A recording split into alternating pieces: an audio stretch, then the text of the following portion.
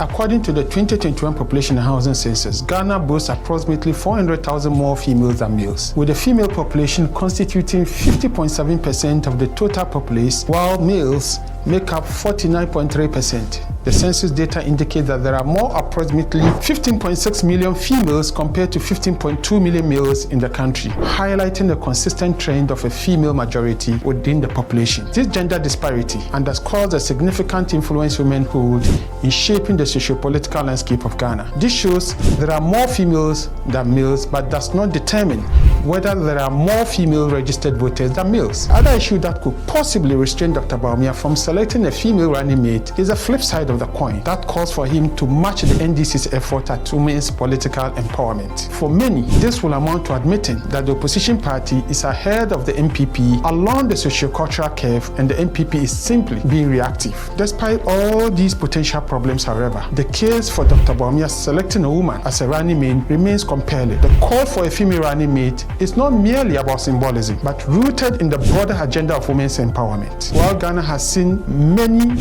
women occupy significant positions in various professional fields, including education, sports, business, fashion, and music, the political arena still present challenges. The selection of a female running mate could signal a progressive step towards gender equality and inclusive governance that could potentially reshape the country's political landscape for generations. The MPP's response to the call for a female running mate is eagerly anticipated, with many viewing it as a strategic move not only to attract female voters but also to demonstrate a commitment to gender equality and inclusivity in governance. Ghana currently lags behind in terms of female representation in executive positions, both nationally and continentally. Several African countries have seen women ascend to the presidency or vice presidency. In the case of the president, notable examples include Joyce Banda in Malawi, Ellen Johnson Sirleaf, former president of Liberia, Amina Gore Fakin of Mauritius, Haile Zewde of Ethiopia, and Elizabeth Domitian in the Central African Republic, among others. Additionally, numerous nations including the Gambia, Tanzania, Zambia, Liberia have all had female vice presidents. Instructively,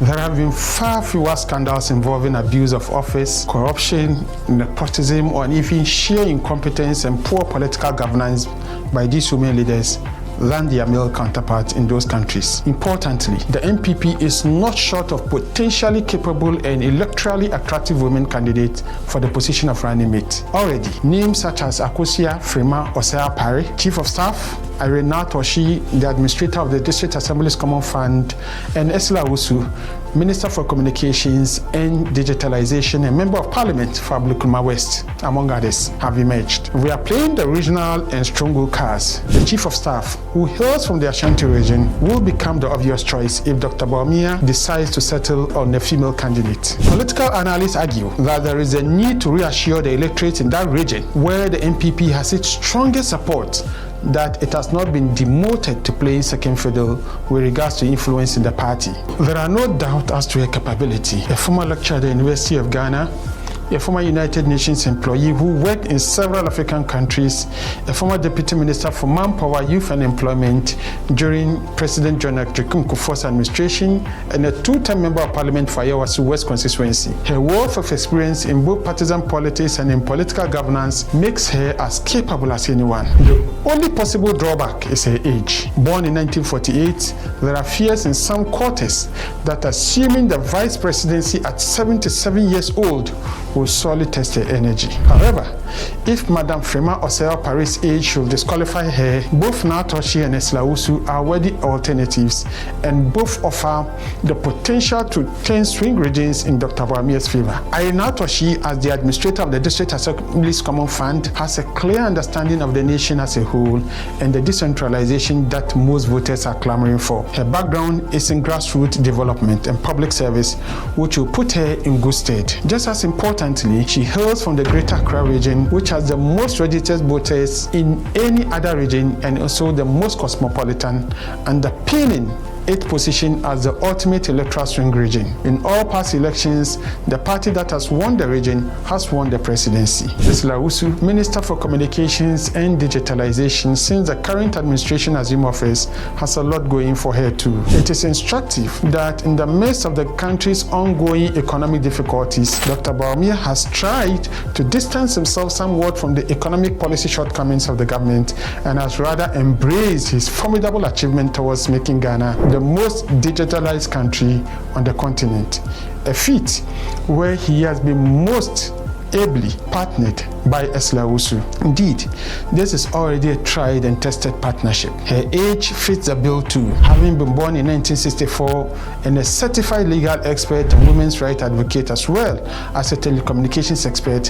Her professional capabilities are top-notch. But even with their outstanding credentials, the frontrunners for the position of Bawumia's running mate are still men. The MP for Menchia South and Minister for Energy, Dr. Matthew Opoku Prempeh, and the MP for Bosomtwe and Minister for Education, Dr. Yaw Osei are the frontrunners. Though Osei Mensah-Bonsu's name has also emerged, what is clear at this point is that it will take something significant to dislodge both Dr. Prempeh and Dr. Osei from their current pole positions. Dr. Prempeh and Dr. worked together at the Ministry of Education during President Nana Adutwum Akufo-Addo's first term, where Dr. was deputy to Dr. Opoku Prempeh. Indeed, the two ministers were conspicuously among the few that survived the mass ministerial changes effected by President last month. Dr. Prempeh, nephew of former President John Mahama, is also said to have a royal lineage connected to the Menchia Palace. His constituency is not merely a stronghold of the party, but actually delivered 83% of the presidential vote to the NPP in the 2020 elections. Dr. Prempeh, a former Minister of Education, is credited with the bold implementation of the free senior high school flagship education policy of the government, strongly supported by his then deputy, Dr. Dr. on the other hand, has earned plaudit for his commitment to the party, to have left his personal investment in the education sector in the United States to accept a ministerial appointment in Ghana when the NPP came to power in 2017. His constituency also delivered 84.8% votes to the party in the 2020 presidential elections. He has been the first champion in the science, technology, engineering, and mathematics education in Ghana. He is seen to have done a lot to improve the infrastructure needs in the education sector, coupled with his push for digitalization and artificial intelligence, which many believe also resonates with the vision of the NPP flag bearer. The decision by the Vice President and party's flag bearer for the 2024 general elections, Dr. Bawumia, was supposed to have been made 12 months to the presidential elections. The NPP's constitution insists in consultation with the National Executive Committee of the party. Dr. Bawumia has asked for more time, and the sympathetic neck of the NPP has granted it to him. Recognizing the complicated nature of the choice he is faced with, which is now expected in May this year, for who the lucky running mate will be, we just have to wait for time. Just time.